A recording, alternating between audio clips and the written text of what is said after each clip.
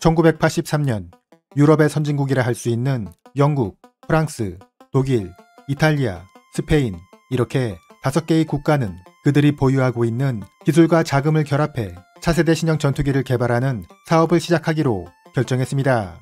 하지만 이들 국가들은 각자의 안보 환경이 상이하고 저마다 주요 장비의 개발에 대한 주도권 다툼으로 사업 진행에 이견을 보이기 시작하는데 그 중에서도 영국과 프랑스의 대립이 가장 컸습니다. 영국은 소련의 폭격기 요격을 주 임무로 하는 공대공 전투기를 원했으며 체급은 11톤 정도가 적당하다고 생각했습니다. 하지만 프랑스는 공대공과 공대지 임무가 모두 가능한 다목적 전투기를 원했고 항공모함에서도 운용할 수 있는 함재기형도 필요했기 때문에 체급이 다소 작은 9톤 정도의 크기를 원했습니다. 두 나라는 전투기에 장착되는 엔진에 대해서도 이견이 있었는데 영국은 자국의 롤스로이스사가 개발을 주도하길 원했던 반면 프랑스는 스네크마사가 개발한 엔진을 사용하고 싶어 했습니다.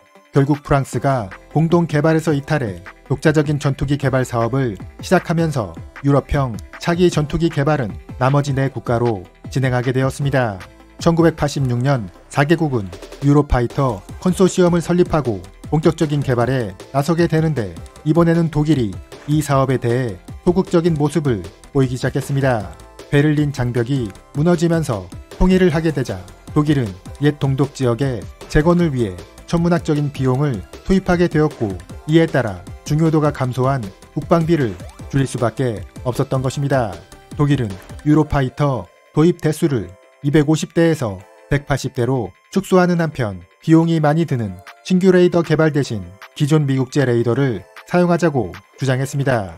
냉전의 종식은 영국과 이탈리아, 스페인에도 영향을 미쳤습니다.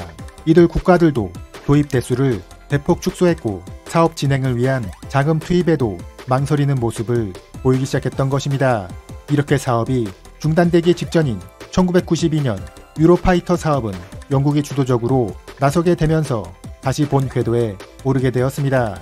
영국은 나머지 3나라를 적극적으로 설득해 2000년대 실전 배치를 목표로 차세대 전투기 사업을 본격적으로 진행하자고 주장하고 나섰던 것입니다. 이렇게 해서 2003년 4세대 유럽형 다목적 전투기 유로파이터의 개발이 완료되어 실전 배치되기 시작했습니다. 그럼 유로파이터의 성능에 대해 알아보겠습니다. 먼저 낮은 레이더 반사 면적입니다. 유로파이터는 F-22와 같은 완전한 스텔스기는 아니지만 레이더 반사 면적을 낮추기 위한 여러 기술이 적용되었습니다. 먼저 동체에 금속 재질의 물질을 15% 정도만 사용하고 나머지 70%는 탄소 섬유 복합재, 12%는 유리 섬유 강화 플라스틱을 사용했으며 레이돔과 조종석, 벨타입 전면부에는 전파 흡수 페인트를 도포해 RCS를 낮추기 위해 노력했습니다. 개발 당시 영국의 BAE 시스템즈는 유로파이터의 전면부 RCS가 FA-18의 3분의 1, 수호-27의 7분의 1에 불과하다고 주장하기도 했습니다. 다음은 엔진입니다. 유로파이터에는 유로제트사에서 개발한 EJ200 엔진이 장착되었습니다. 13,500파운드의 힘을 내는 이 엔진은 유로파이터의 쌍발로 장착되었는데 이로 인해 최고 속도는 마 2에 달하며 무엇보다 중요한 것은 애프터버너를 사용하지 않고도 마하 1.3의 순항 속도를 낼 수 있다는 것입니다. 이러한 기능으로 인해 엔진의 내구성을 높이고 연료를 절약할 수 있다는 이점이 있으며 무엇보다 엔진에서 발생하는 열이 적어 적이 사용하는 적외선 탐지기에 쉽게 노출되지 않는다는 장점도 있습니다. EJ200 엔진에는 추력 편향 노즐 기술도 적용되었습니다. 이것은 엔진 후미의 배기구를 상하 좌우로 움직이는 것을 말하는데 이렇게 되면 이착륙 거리를 줄일 수 있고 비행 시 극기동이 가능해 적과의 근접전에서 우위를 점할 수 있다는 장점이 있습니다.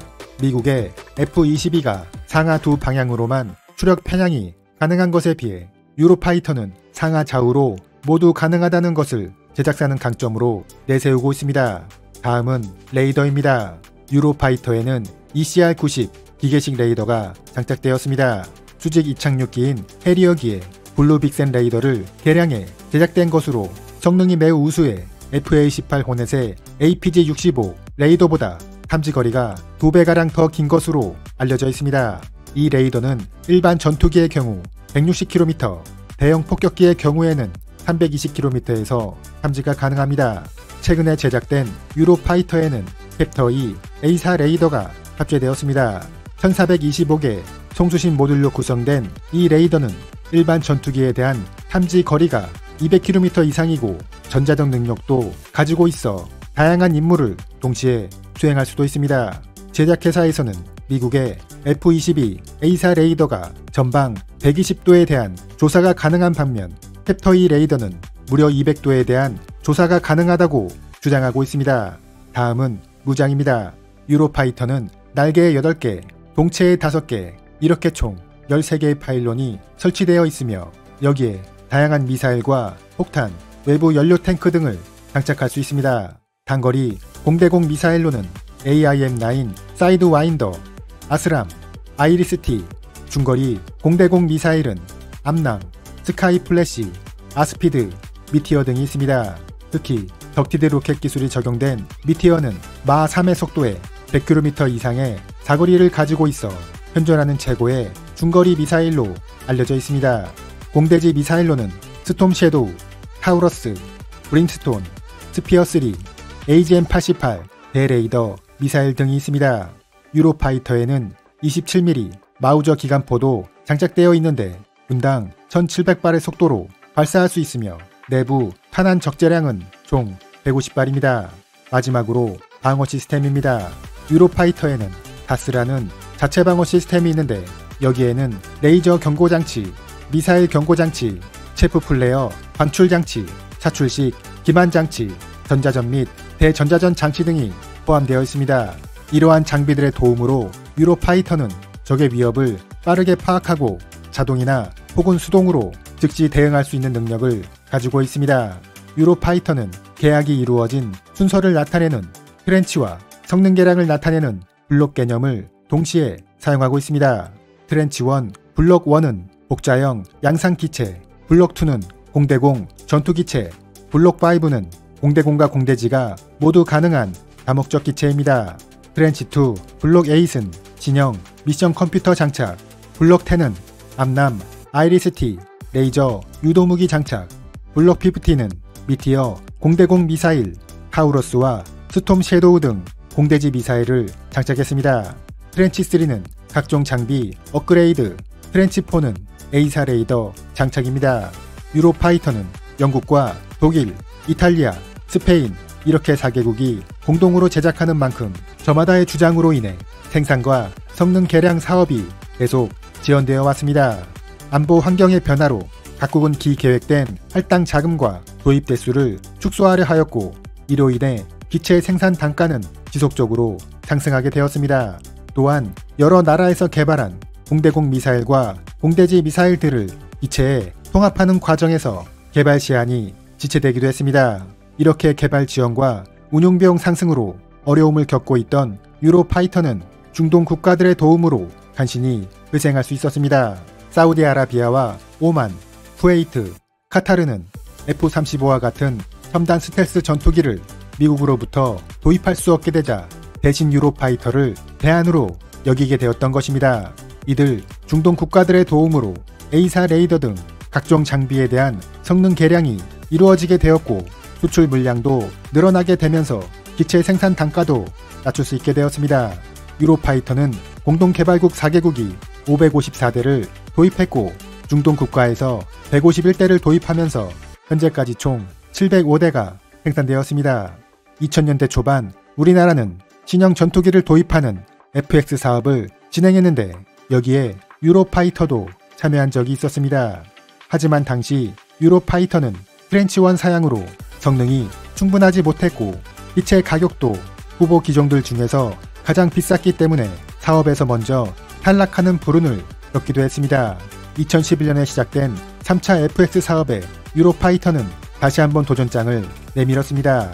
당시 경쟁 기종은 F-15 사일런트 이글과 F-35였는데 이들 기체들보다 성능이 부족했던 유로파이터는 도입 수량 60대에서 53대를 한국에서 최종 조립, EJ200 엔진의 60% 한국에서 생산, KFX 사업의 51가지의 핵심 기술 이전 등의 파격적인 조건을 제시하기도 했습니다.